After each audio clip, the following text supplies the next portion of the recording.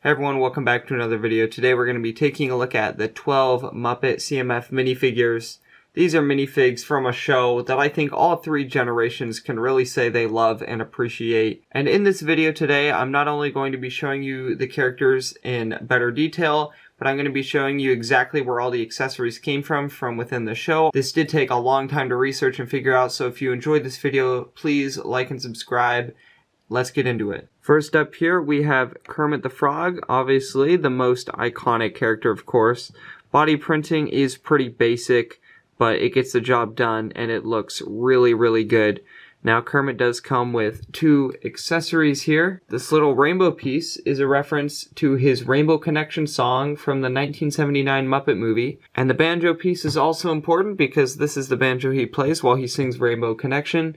It is the second Lego banjo ever created and the first fully printed one. The first one was brick built. And funny thing is, it doesn't quite have enough strings, but that is okay. And this head shape is kind of similar to some of the Sesame Street minifigs, except it's a lot more pointed, as you can see from this angle. But overall, great minifig, 10 out of 10. Love this one. I don't think they could have done it any better. Next up, another very iconic character. We have, of course, Miss Piggy, who is just a mess of pink and purple. This outfit comes from the Colorforms 1980s little dress-up set, where you got a Miss Piggy action figure with 4 different clothes, and one of the outfits looks a lot like this.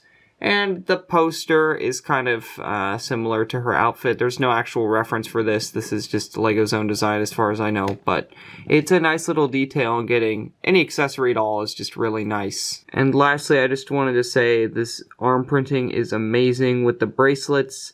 And then the same silver on her like sash or belt and her shoes. It just makes the minifigure look so much more detailed. And this one just has some great printing, even underneath all of that hair. It's a really cool minifig. Next up, one of my personal favorites, we've got Fozzie Bear with the hat and the fur, microphone, and banana. This minifigure has a lot. And let's get into the Easter eggs here because I did not know about this. The banana is from a bit on Sesame Street called Banana in Ear. Fozzie visited the Sesame Street show and joined in on this bit, and then took that bit and did it on the Muppet show. So, a little bit of Sesame Street in here, I suppose. The microphone, he's a proclaimed comedian like Jerry Seinfeld, so of course every comedian needs a microphone. The only thing that I have to say beyond that is the fur looks a lot like a Wookiee because it has some great fur printing and the arms are printed as well. It looks really good. I think the color might be a little bit lighter than it should be, but the dark eyebrows and hat kind of make it that way, and it does look really good altogether, so not a big deal to me. Next up, probably a fan favorite right here, we have Animal with a just chaotic looking head, crazy eyes, open mouth, and then some wand pieces used as drumsticks. These wand pieces are mostly used for Hermione in the Harry Potter sets. Some great little bracelet details with the choker printed on too. This is a fantastic minifigure all around. And then also included with the minifigure is his drum set, which is such a great detail, especially for such a small thing as a CMF. We have a little cymbal piece, which is really cool. And as far as I know, this is the first Lego drum set ever made officially by Lego, which is really fun, except for the new Jazz Quartet set, which is coming out at some point. And then the sticker on front is a reference to Animal's band, Dr. Teeth, and the Electric Mayhem, which is featured on the Muppet Show in various movies. Really cool little drum set to go with a really cool minifigure. Next up here we have Gonzo, which is a great colorful minifigure. And I forgot to mention the short posable legs like Kermit are included with this minifigure. So some backstory with Gonzo. The reason that Gonzo has this chicken's name is Camilla, and it's the love of his life, which is illustrated in episode 318 of the Muppets. My goodness, that is so many episodes. Which is called First Date, and that's pretty self-explanatory. Along with that, Gonzo's mostly seen in his chili shirt with a polka dot tie right here and some great polka dot pants and belt too. He's styling. And the only other thing to mention with this minifigure is the feather on top of his head is kind of similar to the Daffy Duck minifigure from the Looney Tunes CMF. All around, this minifigure is really fun, and the chicken is a great little Easter egg. Rowlf is another really fun minifigure with a really detailed head, not a super detailed body, but the fur design, similar to Fozzie, just works really well, and while it's simple, it really does complete the minifigure. And Rowlf actually comes with this tiny little sheet of music, which is really hard for the camera to see, but I zoomed in really far, and it says Sonata Number 2, Pathétique Second Movement, and that is Beethoven, which is really cool. And this piece is actually a piece that could fit into a Lego book, which probably wasn't on purpose, but it does work for the purpose of putting sheet music in a book. And the other Easter egg included with Rowlf is Beethoven himself, just a little head, and you can actually turn it around to reveal his other expression. And this is a reference to a episode where Rowlf plays music for the composer and puts him to sleep on top of the piano.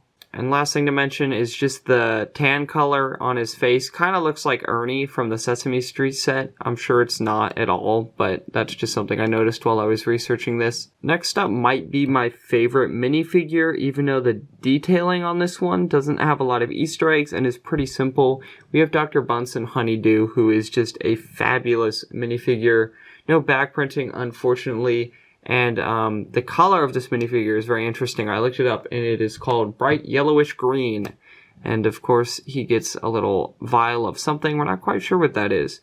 But just a great minifigure. The dual leg printing is nice. He's got the short legs like Gonzo and Kermit. But just overall, a great minifigure. Looks so much like the show. And of course, you can't have Dr. Bunsen without his partner in crime. Of course, if you know the Muppets, you knew Beaker had to be next, and Beaker is a fantastic looking minifigure with a head kind of similar to the eraser from the Lego Batman CMF. This minifig is definitely one that stands out. It has really, really nice leg printing. There's actually some lines that go from the shirt all the way down the pants, which is really cool. The reason Beaker looks so scared is this little chart is redlining, so something's probably about to explode knowing these two.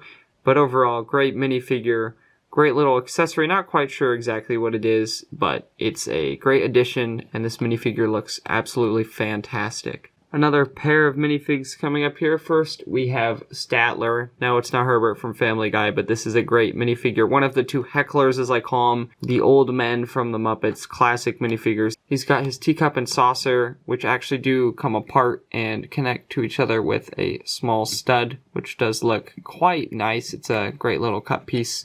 And along with that, we have a really, really cool detail that took me a while to figure out. We have a computer with Scooter on it, who appears to be texting or FaceTiming with him. Not sure why they have it with such an old character. Sorry, that's ageism. Don't worry about that. This is a reference to a new Disney Plus show where Scooter talks to the cast online to organize an online show. And this, of course, is in the wake of the pandemic. So that's a cool little detail that is included with this first minifigure.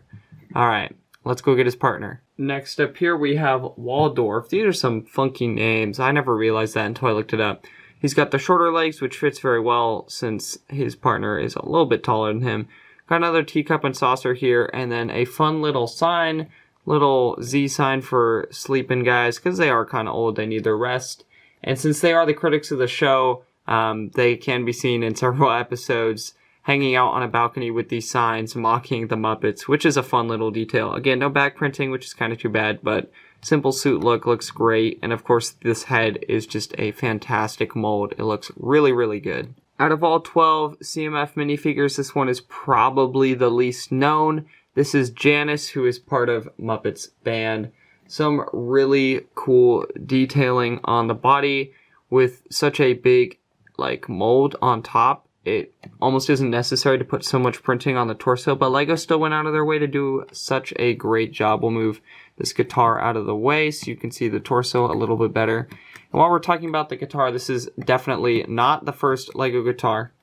And like most guitars, it only has 3 strings. So guitar players watching this video, yes, it is wrong, but Lego just doesn't put more strings on the guitar. So it is what it is. But this is a great minifigure with a great print. And lastly, a minifigure that leaves Gordon Ramsay in the dust. We have the Swedish Chef. This minifigure is just iconic, classic Muppets. It's a crazy mold, but it looks so good.